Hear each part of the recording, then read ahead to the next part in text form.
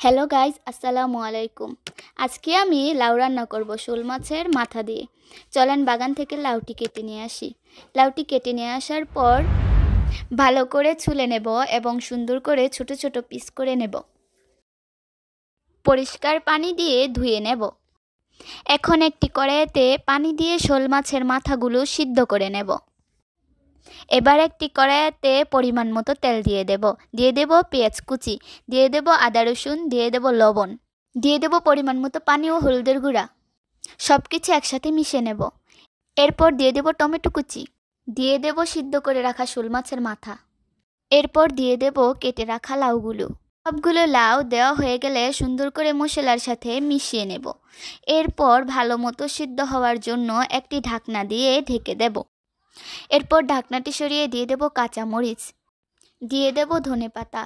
এ পর্যায়ে আমাদের লাউ রান্না একদম রেডি।